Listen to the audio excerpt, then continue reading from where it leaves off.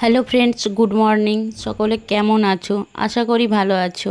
আর আমিও আছি মোটামুটি ভালো। ভালো মানে ওই আছি আর কি, যাকে বলে। খুব একটা সুস্থ নেই, কম বেশি প্রত্যেকেই জানো। ব্লগ ভিডিওগুলো খুব একটা এডিট করা হয় না, তার জন্য বেশ এক সপ্তাহ বাদেই কিন্তু এডিট করে পোস্ট করছি। এটা আমার প্রায় 6 তারিখের ব্লগ, তাই এটা এতদিনে এডিট করে পোস্ট করছি। শরীরটা এতটা পরিমাণেই খারাপ, তোমাদের সাথে না পারছি ঠিকঠাক ভিডিও দিতে, না পারছি ব্লগ দিতে, না কোনো কিছু। যাই হোক, ভিডিওর মূল বিষয়বস্তুতে আসি। এইটা হলো আমি যেদিনে হায়দ্রাবাদ গিয়েছিলাম সেই দিনকার ভিডিও। আমার ছেলেকে সকালবেলা একটু বেশ অনেকক্ষণ ধরেই আদর করছিলাম, কারণ ওকে বাড়িতে রেখে তারপরে আমরা দুজন মিলেই হায়দ্রাবাদ যাব। তোমাদের দাদাভাই নিয়ে যাবে আমাকে চেক আপ করানোর জন্য। সকালবেলাতে রেডি হয়েছি, আর হঠাৎ করেই কিন্তু হায়দ্রাবাদ যাওয়া কিন্তু প্ল্যান করা হয়েছে। আর এদিকে দেখো, তারপরে রেডি সেডি হয়ে সবাইকে প্রণাম করে বেরোচ্ছি। আর আমার ছেলেরও কিন্তু মনটা ভীষণ খারাপ, তার সাথে কিন্তু আমারও ভীষণ মনটা খারাপ। এতটাই মনটা খারাপ বলার নয়, কারণ ছেলেকে রেখে এতদিন ধরে এখন কদিন যাব তার তো কোনো ঠিক নেই। তার জন্যে কিন্তু মনটা ভীষণ খারাপ করছিল, আর কাঁদতেও ঠিকঠাক পাচ্ছিলাম না, কারণ কাঁদলে এক্ষুনি ছেলেও কেঁদে দেবে।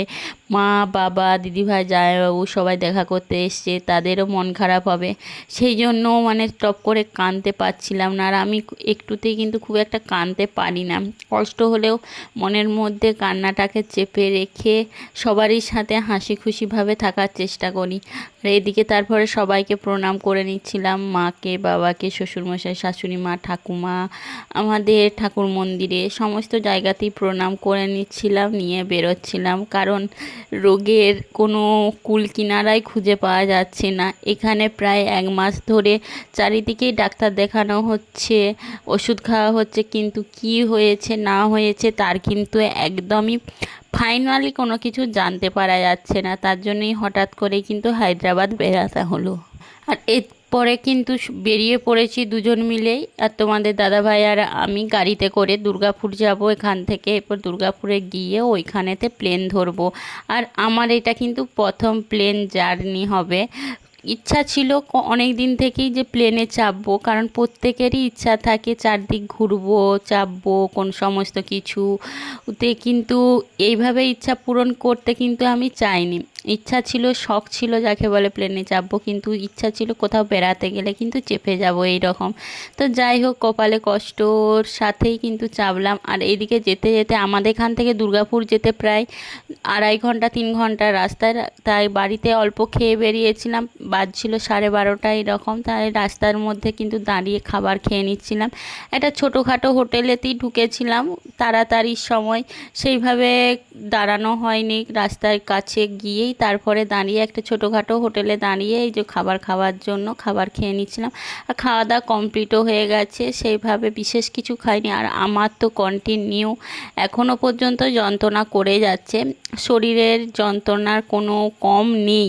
তার জন্যই কিন্তু তাড়াতাড়ি করে হায়দ্রাবাদ যাওয়া হলো। আর এই যে দেখো, দুর্গাপুরে আমি এয়ারপোর্টে পৌঁছে গেছি। আর এয়ারপোর্টটার নাম কাজী নজরুল ইসলাম এয়ারপোর্ট। আর এই নতুন হয়েছে আমাদের এই সাইডে, কাছাকাছি এয়ারপোর্টগুলোর মধ্যে, মানে এই কয়েক বছরই জাস্ট হয়েছে। আর এই ফার্স্ট টাইম কিন্তু আমি প্লেনেও চাপবো আর এয়ারপোর্টের মধ্যেও কিন্তু ঢুকবো, কাছাকাছি আসবো আর কি। এয়ারপোর্টে তো আর এইভাবে ঢোকা যায় না টিকিট ছাড়া। আর এদিকে তারপর দেখো আমরা চলে এসেছি, এসে তোমাদের দাদাভাই চেকিংয়ের জন্য চারিদিকে যা যে প্রসেস আছে করতে শুরু করে দিয়েছে। আমার কিন্তু প্রথম প্রথম একটু নার্ভাসও লাগছিল, কারণ চেকিং করাতে যে কোথায় কি সমস্যা হবে না হবে। তো দাদাভাই বলছে অত নার্ভাসের কি আছে, কোনো দিন তুমি চাপনি তো কী হয়েছে, আমি তো চেপেছি। তো সেইভাবেই কথা বলছিলাম। আর এদিকে চেকিং টেকিং কমপ্লিট করে ভিতরেতে ঢুকে পড়েছি। দেখো, ভিতরে ঢোকার পরে দেখলাম ছোটোখাটো দোকান আছে, আর অনেক তো প্যাসেঞ্জার আছে, কাছাকাছি হয়ে উঠছে বটে। আর তা এখন তো মানুষ যত কম সময়ে যত দূর যাওয়া যায় তার চেষ্টা করে, তার জন্য এখানেও প্রচুর প্যাসেঞ্জার আছে। আর চারদিকে দোকানগুলোতে কি আছে আমি একটুখানি দেখছিলাম। খাবারের দোকান আছে, একটা এমনি জুয়েলারির দোকান আছে, 2-3টে খাবারের দোকান আছে। তো ছোটোখাটো এয়ারপোর্ট তো, তার জন্য কিন্তু বিশেষ কিছু ছিল না। আর এখানে আমরা একটু সময়ের আগেই পৌঁছে গিয়েছিলাম, আমাদের প্লেন ছিল প্রায় 2:30টার সময়, তার জন্য আমরা পৌঁছে গিয়েছিলাম মোটামুটি 1:30টার মধ্যে, কিন্তু আমাদের প্রসেস কমপ্লিট হয়ে গিয়েছিল। হয়েছিল, আমরা বেশ অনেকক্ষণ বসেছিলাম। তারপরে মেল চেকিংয়ের পর দেখো নিতে চলে এসেছে গাড়ি, বেশ কিন্তু ভালোও লাগছিল আমার, বেশ একটা নতুন অভিজ্ঞতা। ওই তো একটাই কথা বললাম, অভিজ্ঞতাটা বেশ আনন্দের সাথে করার ইচ্ছা ছিল, কিন্তু এটা কষ্টের মধ্যে এভাবে হবে বুঝতে পারিনি, কিন্তু তবুও বেশ ভালো লাগছিল। আবার কখনো চাপা হবে না হবে না, সেই জন্য কিন্তু সব কিছু কষ্টের মধ্যেও কিন্তু ক্যামেরা বন্দি করে একটু রাখতে চাইলাম, আর তোমাদের সাথে কিন্তু একটু শেয়ারও করছিলাম। বাসটা নিয়ে যাচ্ছিল প্লেনের কাছে, সেখানটায় যেতে যেতেই কিন্তু তোমাদের সাথে একটুখানি ভিডিও শেয়ার করলাম। এই যে আমরা পৌঁছে গেছি মোটামুটি প্লেনের কাছাকাছি, এরপরে চাপার পালা। বেশ একটু অন্যরকম অভিজ্ঞতা হচ্ছিল, বললামই তো তোমাদের। আর যাচ্ছি, আর এখানে অনেক মানুষও আছে চারদিকে, একটু তার মধ্যে ক্যামেরা তোমাদের সাথে একটুখানি করে নিয়ে শেয়ার করলাম। বেশ ভালো লাগছিল, আর এত সুন্দর ওয়েদারটাও ছিল, বেশ মেঘলা মেঘলা ঠান্ডা ঠান্ডা ওয়েদার ছিল। আর সারাক্ষণ তো এসির মধ্যে থেকে থেকে আমার বেশ ঠান্ডাই লাগছিল। আর প্লেনে যখন চাপছিলাম, এই যে এয়ার হোস্টেস দিদি, উনি সামনেটাতেই আমাদেরকে ওয়েলকাম করলো। চেপে পড়লাম, প্রথমে ভাবলাম হয়তো উইন্ডো সিট পেয়েছি, কিন্তু আমার কপালটা এতটাই খারাপ ছিল যে উইন্ডো সিটটা পেলাম না। উইন্ডো সিটে অন্য একজন বসেছিল, ফার্স্ট আমি আর তোমাদের দাদাভাই বসেছিলাম। দিয়ে ভাবলাম যে আমাদের হয়তো উইন্ডো সিটটা, আমি দেখিনি প্রথমে নাম্বারগুলো, তারপরে দেখলাম না আমাদের উইন্ডো সিট নয়। তবে তোমাদের দাদাভাই কিন্তু হাত বাড়িয়ে বাড়িয়ে একটু করে ভিডিও বানিয়ে দিয়েছিল বাইরের দিকটা, তাই সেগুলোই কিন্তু তোমাদের সাথে শেয়ার করছিলাম। বেশ ভালো লাগছিল, আস্তে আস্তে যখন প্লেনটা ছাড়তে শুরু করে বেশ একটা অন্যরকম অভিজ্ঞতা হচ্ছিল। ভালোও লাগছিল যে কিভাবে মাটি থেকে ওপরে ওঠে, কিভাবে কি হয়। কিন্তু উইন্ডো সিট হলে কিন্তু বেশ দেখতে ভালো লাগতো, আর ওখানটার থেকে দেখতেও পেতাম, কিন্তু কপালে নেই, তাই কি আর করব, সব কিছু কি আর সব সময় পাওয়া যায়। কষ্টের মধ্যে এটাও একটা অভিজ্ঞতা, ভালো লাগা সমস্ত কিছু।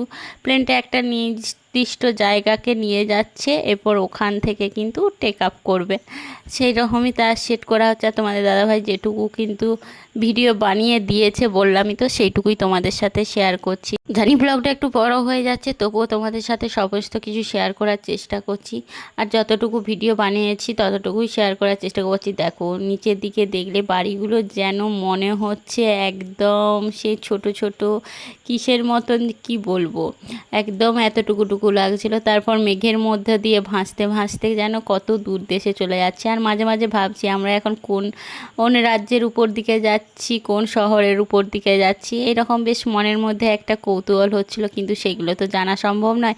আর ভেতরে আমরা বসে আছি, বাইরেটা দেখলে মনে হচ্ছে যেন প্লেনটা এক পা দু পা করে হেঁটে যাচ্ছে, এত দ্রুত গতিতে যাচ্ছে, মনে হচ্ছে যেন একদমই যাচ্ছে না এরকম।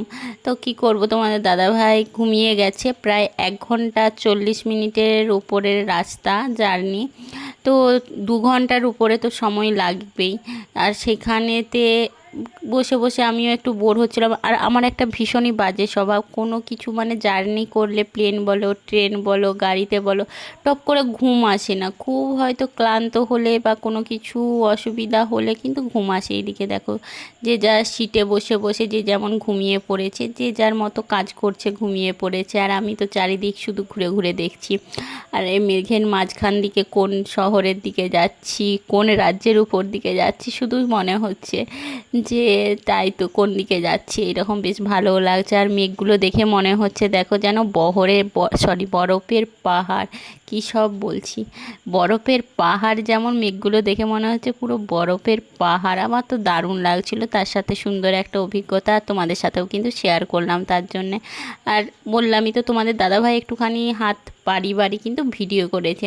আর টাইম টু টাইম কিন্তু মানে প্লেনের যা নিয়ম থাকে, যে আগের থেকে বলে দেয়া সিট বেল্ট বাঁধো, এই করো ওই করো, সেই রকম বলতেও থাকছিল। আর মনে হচ্ছে কাছাকাছি পৌঁছেও গেছি। আর তোমাদের দাদাভাইকে বললাম একটু ভিডিও বানিয়ে দাও, বানিয়ে দিল। দেখো কি সুন্দর লাগছে না, হায়দ্রাবাদের মাটিতে এই প্রথম নামলাম, কিন্তু ইচ্ছা ছিল বললাম তো বেড়াতে যাওয়ার, সব জায়গায় আমার ঘুরতে ইচ্ছা করে, কিন্তু এই অসুস্থতার মধ্যে কিন্তু একদমই যেতে ইচ্ছা করে না। বেশ ভালো লাগছিল যে একটা নতুন জায়গা গেলাম প্লেনে চেপে, সেটা কিন্তু অভিজ্ঞতাটাও কিন্তু বেশ সুন্দর লাগছিল। আর নামার পর মনে হচ্ছিল যে জায়গাটা কেমন হবে, পরিবেশটা কেমন হবে। আমরা যেখানকার মানুষ সেখানের পরিবেশকেই কল্পনা করি সব জায়গাতেই, কিন্তু নামার পরে বুঝতে পারছি না, সম্পূর্ণ আলাদা একটা জায়গা, সম্পূর্ণ আলাদা একটা পরিবেশ। বেশ ঠান্ডা ঠান্ডা ওয়েদার, চারিদিকের ওয়েদার আমাদের এখানের মতন কিন্তু অতটা গরম নয়, অনেক ঠান্ডা ওয়েদার। এসে পৌঁছে গেলাম, পৌঁছানোর সাথে সাথেই তো আমার একটা বেশ এক্সাইটমেন্ট কাজ করছিল, তাই তো কী রকম কী হবে না হবে। আর এখানেতেও নামার পরে সব জায়গাতেই গাড়ির ব্যবস্থা, গাড়ি করে একদম তোমাকে গেটের কাছে নিয়ে যেয়ে পৌঁছে দেবে। তার জন্য এই যে নামছিলাম, নামতে নামতে চারিদিকে আমি বলছিলাম একটু ভিডিও বানাই আর একটুখানি ছবি তুলি, সেগুলো তোমাদের সাথে শেয়ারও করতে পারবো, আর নিজের মনের মধ্যে রয়েও যাবে ক্যামেরা বন্দি হয়ে। কখনো যদি দেখতে ইচ্ছে করে, কখনো যদি মনে পড়ে যে একটু দেখি, তখন কিন্তু এগুলো আমার কাছে রয়ে যাবে, সেগুলো আমি দেখতে পাবো। প্লেনের কাছে নেমে একটুখানি ভিডিও বানালাম আর তোমাদের সাথে একটুখানি শেয়ারও করলাম, কয়েকটা ছবিও তুলেছিলাম। তবে সব জায়গায় তো ক্যামেরা চলে না, বারণ করে, তার মাঝেও কিন্তু মানুষে কম বেশি প্রত্যেকেই কিন্তু ভিডিও বানাচ্ছে আর ছবিও তুলছে এই এত ব্যস্ততার মধ্য দিয়ে। আর প্লেনগুলো, কত প্লেন! হায়দ্রাবাদের এয়ারপোর্টটা কিন্তু বেশ অনেকটা বড় এয়ারপোর্ট, সেখানে কিন্তু প্রচুর প্লেন, প্রচুর বড় জায়গা আর প্রচুর মানুষ, দেখতে কিন্তু বেশ ভালোও লাগছিল। আর এদিকে তারপর বাসে চেপে আমাদেরকে আমাদের গন্তব্যস্থলের কাছ থেকে নিয়ে চলে যাচ্ছে, বারবার এগিয়ে যাচ্ছে। আর ভাবছি মনের মধ্যে এরপর একটা ভয়ও জমছিল যে রোগের কি হবে, মানে আসলে রোগটা কি, ঠিকঠাক রোগ ধরা পড়বে তো? এতদিন ধরে ওষুধ খাচ্ছি, কষ্ট হচ্ছে, কিন্তু কোনো কিছুই রোগ ধরা পড়ছে না, যন্ত্রণা কন্টিনিউ করে যাচ্ছে। তার জন্যে কিন্তু এত দূরে দেখাতেও এসেছি, সেই রকম একটা মনের মধ্যে হচ্ছিল। আর এদিকেও প্রথম আর একটা অভিজ্ঞতা, স্কেলেটারেতে চাপা, এটাও কিন্তু ভীষণ একটা দারুণ অভিজ্ঞতার বিষয়। এর আগে কখনো চাপিনি, সেভাবে আমার মনে নেই আর কি চাপার কথাই প্রথমই চাপলাম। টিভিতে দেখেছি, এমনি স্টেশনেতেও অনেক জায়গায় দেখেছি, কিন্তু সেইভাবে কোথাও কিন্তু চাপা হয় না। আমার প্রথমে একটু নার্ভাস লাগছিলাম, তাই তো চাপতে পারবো তো, কোনো কিছু অসুবিধা হবে না তো। তারপরে ভাবলাম এখনকার দিনের মেয়ে হয়ে যদি এইগুলো না করতে পারি, তাহলে আর এখনকার দিনের মেয়ে হলাম কি করে। তার জন্য সাহস নিয়ে তোমাদের দাদা ভাইয়ের সাথে আমি কিন্তু একসাথে হাতে হাত রেখে পায়ে পা রেখে এগিয়ে চললাম, নিজের অভিজ্ঞতাগুলোও কিন্তু তোমাদের সাথে শেয়ার করলাম। অনেকে হয়তো ভাবতে পারো হ্যাঁ এগুলো নাটক, ও যত সব ফালতু, কিন্তু সবাই তো আর সবারই মতন শহরে তো বাস করে না, আমরা গ্রামের মানুষ, গ্রামের মতন করে থাকি। সেই হিসাবে কিন্তু শহরে গেলে শহরের পরিবেশের সাথে নিজেদের কিন্তু মানাতে একটু অন্যরকমই লাগে। মানিয়ে নিতে পারবো, সবই জানি, শিক্ষিতও বটে, কিন্তু তবুও প্রথম অভিজ্ঞতা, সবাই তো আর মায়ের পেট থেকে সমস্ত কিছু শিখে আসে না, এই পৃথিবীর মাটিতে পা দিয়েই কিন্তু এক এক জায়গা গেলেই তবে শিখতে পারে। যাই হোক, অনেক কিছুই বলে ফেললাম। হায়দ্রাবাদে পৌঁছে গেছি, এখান থেকে যে গাড়ি বুক করতে হয় ওলা সিস্টেম, সে গাড়িও বুক করা হয়ে গেছে। তবে এখানের আমার সব থেকে সুন্দর লেগেছে বাইরের পরিবেশ, রাস্তার ধারে ফুল গাছ, এত সুন্দর ফুল গাছগুলো লাগানো আছে, পরিচর্যা করে, মানে ধারণার বাইরে। আর আমরা আমাদের জায়গাতেও মোটামুটি পৌঁছে গেছি, যেখানে আমাদের থাকার কথা সেখানেও কিন্তু পৌঁছে গেছি। দেখো, ওখানে তো অপেক্ষা করছিলাম। যাই হোক, হায়দ্রাবাদে পৌঁছে গেলাম। ভিডিওটা কেমন লাগলো জানিও, সকলে ভালো থেকো, সুস্থ থেকো, আবার দেখা হবে, টাটা।